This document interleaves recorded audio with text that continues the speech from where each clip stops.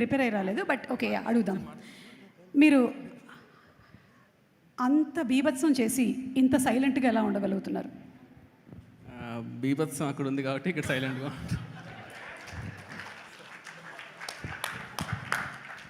అందరి రెస్పాన్స్ ఒక ఎత్తు, మీ ఆవిడ రెస్పాన్స్ ఏంటి? అంటే ఏడ్ చేసింది, సో అదే రెస్పాన్స్. అంటే ఇప్పటికైనా వదిలేసారు, అయిపోయింది, ఇంకా వచ్చేసి రియాలిటీలో రమ్మని చెప్పి అది. So the first of all ఎక్కడి నుంచి స్టార్ట్ చేయాలో తెలియట్లేదు, కానీ ఐఎమ్ సో హ్యాపీ. ఎందుకంటే ఇది ఎక్కడి నుంచి చెప్పాలో కూడా నాకు తెలీదు. జారుకోకన్నా అన్నా ఇక్కడ.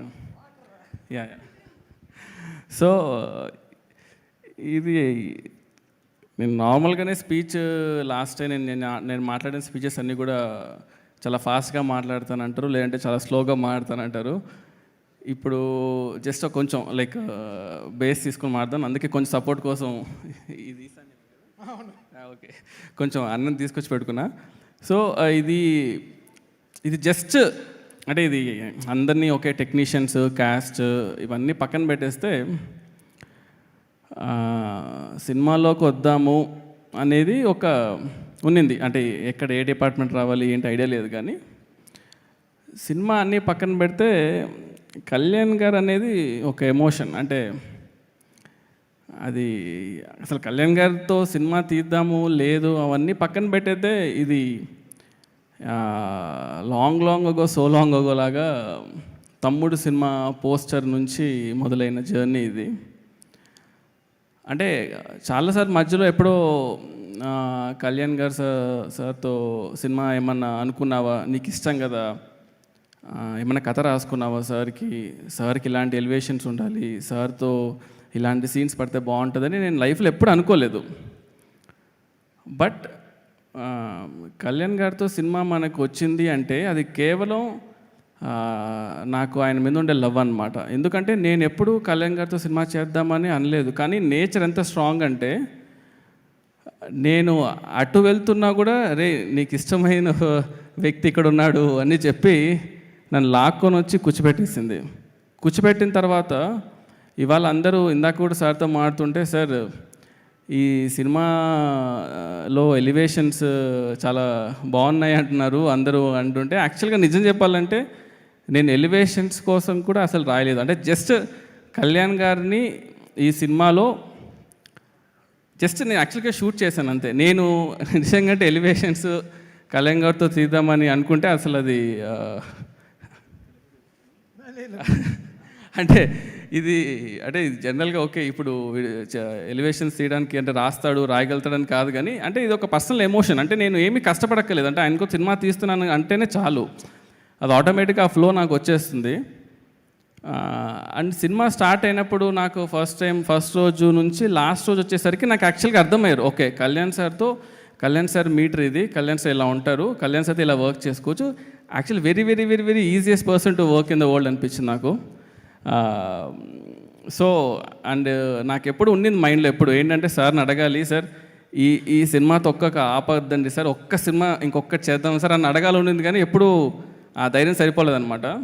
ఒకరోజు బాంబేలో షూట్ చేసేటప్పుడు ఇలా వీళ్ళతో అందరితో అడిగించి సార్కి లాస్ట్లో సార్ ఇది తీద్దామా సార్, ఇది హిట్ అయితే మాత్రం ఒక్కటి తీద్దాం సార్ ప్లీజ్ అన్నాను.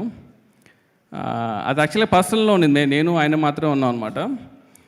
సో సార్ చూసి చేద్దామా అన్నారు. సార్ ఒక్కటి సార్ చేద్దాం సార్ అంటే, కానీ ఆ రోజు అన్నదానికి అదొక్కటి కేవలం ఈ సినిమా హిట్ అవ్వాలి అనే దానికి మెయిన్ రీజన్ ఏంటంటే రీజన్ ఏమవ్వాలనుకున్నానంటే ఈ సినిమా హిట్ అవ్వాలి, ఎందుకంటే I want to work with you sir again. అంటే ఆ ఆపర్చునిటీ ఎప్పుడైనా సరే అది బికాస్ యాజ్ అ ఫ్యాన్గా బయట నుంచి చూస్తున్నప్పుడు ఓకే సార్తో ఇలా తీయాలని ఒక క్లారిటీ ఉంటుంది, కానీ వర్క్ చేసేటప్పుడు ఏదైతే ఫీల్ ఉంటుందో అది మనకి ఇంకో అవకాశం వచ్చినప్పుడు మనకు ఆ ఫీల్ ఎలా ఉంటుందని నాకు పర్సనల్గా తెలుసు. కాబట్టి ఓజీ యూనివర్స్ అని మీ నోట్లో నుంచి విన్నాను కాబట్టి ఐ థింక్ అది చేస్తే మాత్రం ఇట్ విల్ బి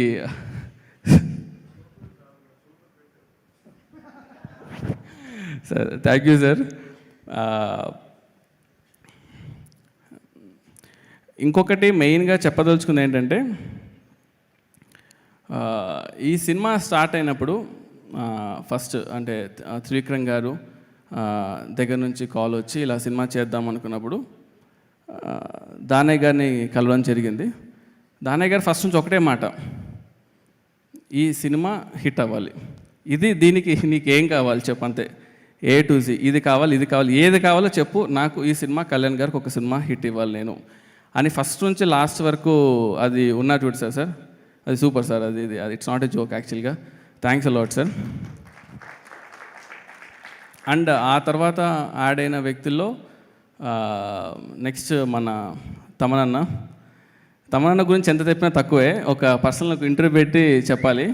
బట్ ఎందుకంటే ఈ జర్నీలో టెక్నీషియన్స్ అనేది ఎంత ఇంపార్టెంట్ అంటే వెరీ వెరీ వెరీ ఇంపార్టెంట్. అంటే మనం ఎప్పుడు సినిమా రిలీజ్ అయిన తర్వాత హై ఉంటుంది, కానీ సినిమా రిలీజ్ అయ్యే ముందు అన్ని లోలే ఉంటాయి యాక్చువల్గా, ఎక్కడ హై ఉండదు.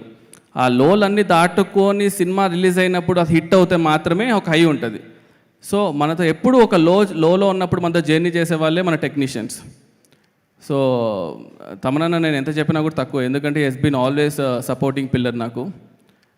దాని తర్వాత యాడ్ అయిన వాళ్ళు మన రవికే సార్ ఫస్ట్ ఒకటే మాట ఉన్నారు, సరే నేను కెమెరా పెడతాను, ఆన్ చేస్తాను, షూట్ చేస్తాను, అంతా ఓకే. ఫస్ట్ స్టోరీ ఏంటి, అసలు ఆ స్టోరీ కూడా ఎలా ఉండిందంటే ఒక 6 hours డిస్కషన్ చేసామన్నమాట. మాడుతున్నారు 6 hours తర్వాత సుజిత్ కథ చెప్తావా లేదా అంటే, ఓహో మీరు రెడీ ఉన్నారా, ఓకే సరే అని చెప్పి అప్పుడు కథ చెప్పా. ఆ ఫస్ట్ హాఫ్ చెప్పగానే సార్ అన్నారన్నమాట, ఇది నీ సొల్లిరికియా కళ్యాణ్ సార్కి, ఇదా నా కథ అన్నారు. అంటే ஆமாம் சார் இதுதான் சார் கதை అంటే సరే ఓకే సెకండ్ హాఫ్ சொல்ல போறியானா இன்னைக்கு வேணாம் சார் நாளைக்கு சொல்கிறேன்னு చెప్పి ఇంటికి వెళ్ళా. வீட்டுக்கு போயிட்டு சொன்னேன், என்ன ரவி சாருக்கு ஃபஸ்ட் ஹாஃப் பிடிக்கவே இல்லை, என்ன பண்ணுறதுன்னா நான் ఫస్ట్ హాఫ్లో அப்போ కథలో ఫస్ట్ హాఫ్లో అప్పుడు సెట్ చేసుకున్నాక నైట్ కూర్చొని మళ్ళీ నెక్స్ట్ రోజు వెళ్ళి సెకండ్ హాఫ్ చెప్పా. ఎప్పుడైతే సెకండ్ హాఫ్ చెప్పానో అప్పుడు ఆయన అన్నాడు, ఓకే అరే సెకండ్ హాఫ్ స్ట్రాంగ్గా ఉంది, ఇప్పుడు ఫస్ట్ హాఫ్ సెట్ చేసుకుందామని. సో ఇట్స్ బీన్ లైక్, అంటే ఎవ్రీ వీక్ ఆయన కాల్ చేయడం, సెట్ చేసుకున్నావా చూసావా అని, ఆ తర్వాతనే కెమెరాకి వెళ్ళడము, షూట్ చేయడము, ఈ సినిమాని ఈ రేంజ్లో రావడం అనే దానికి really thanks a lot sir. Next Prakash గారితో నేను ఆల్రెడీ వర్క్ చేశాను, రన్ రన్ సినిమా కూడా. ప్రకాష్ గారితో ఎలా ఉంటుంది అంటే ఎంత కంఫర్ట్ అంటే, జనరల్గా మనం ఒక ప్రొడ్యూసర్తో మాట్లాడినప్పుడు సార్ ఇది ఇలా ఉంటుంది, బడ్జెట్ ఇది అవుతుందని ఇవి చాలా డిస్కషన్స్ ఉంటాయి. ప్రకాష్ గారి వల్ల అడ్వాంటేజ్ ఏంటంటే, ఎందుకంటే అది కరెక్ట్గా ఎక్స్ప్లెయిన్ చేయాలి. ఆ బ్రిడ్జ్ అనేది చాలా ఇంపార్టెంట్. మనం ఒక విజువల్ అనుకుంటున్నప్పుడు ఈ విజువల్ కరెక్ట్గా కన్వర్ట్ అవుతుందా లేదా స్క్రీన్ పైన అనేది చూసేటప్పుడు, so Prakash sir use to be పాపం ఆయన ఎక్కువ పెయిన్ తీసుకునేవాడు నా తరపు నుంచి తీసుకొని ఇవాళ ఇంత ప్రోడక్ట్ డెలివరీ అయిందంటే one of the main reason sir. Thanks a lot sir.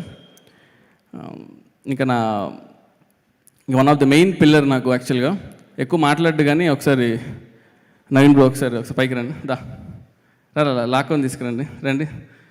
So ఎందుకంటున్నానంటే ఈ సినిమాని ఇట్స్ నాట్ ఈజీ యాక్చువల్గా, అంటే ఎడిట్ చేయడం. కాన్స్టెంట్గా షూట్ చేసేవాళ్ళం, ఎడిట్ చేసేవాళ్ళం. సో వీళ్ళిద్దరూ యాక్చువల్గా మెయిన్గా లేకపోతే ఈ సినిమా యాక్చువల్గా ఇంత ఈజీగా అయ్యేది కాదు. So I wanted to thank తమనన్న కానీ నవీన్ నూలి కానీ, వీళ్ళిద్దరు these people work together lot అనమాట సినిమాలో. నేను యాక్చువల్ కొత్తోడిని, సో వీళ్ళిద్దరు కాన్స్టెంట్ సపోర్ట్ లేకపోతే యాక్చువల్లీ ఇది డెలివర్ చేసేవాళ్ళం కదా. లాస్ట్ మినిట్ వరకు కూడా దే వర్ థ్రైవింగ్ యాక్చువల్గా, ఇది రావాలా, ఇది అవసరమా, ఇది తీద్దామా, యాడ్ చేద్దామా అని. Every minute they work a lot యాక్చువల్గా. అండ్ మెయిన్గా ఇంకా I wanted to sir with your permission sir, I will call my AD team sir. So నా ఏడీ టీమ్ ఎక్కడ ఒకసారి పైకి రండి.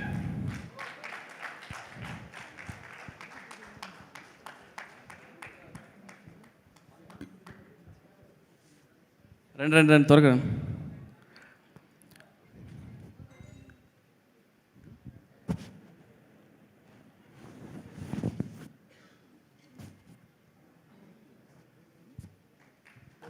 యా, సో లోకి ఏం మచ్చా, థ్యాంక్స్ రా వందదికి. కేదార్, చైతు, రోషన్, ఉదయ్ బాబు, బన్ను, అనిల్, సాయి, రాము, అరే ఏదండి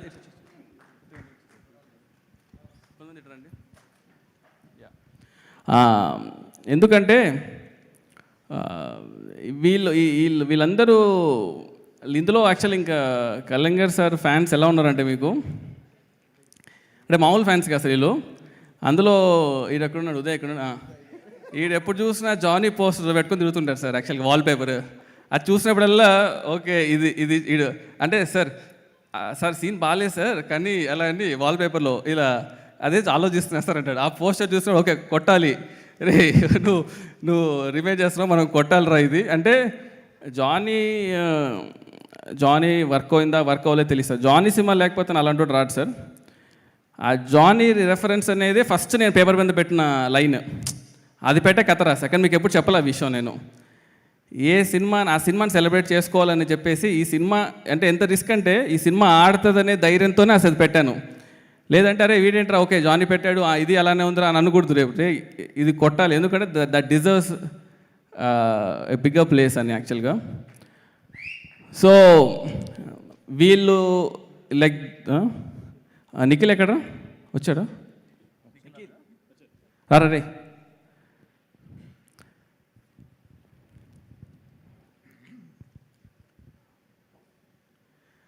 సో నిఖిల్ నాతో పాటు అంటే వాడు చిన్నప్పుడు నిక్కర్లు వేసుకుని వచ్చి నాకు బాగా తెలుసు నాతో పాటు షార్ట్ ఫిల్మ్స్ చేశాడు సాహో టీజర్ మన ఓజీ ట్రైలర్ కట్ చేశాడు అనమాట దానా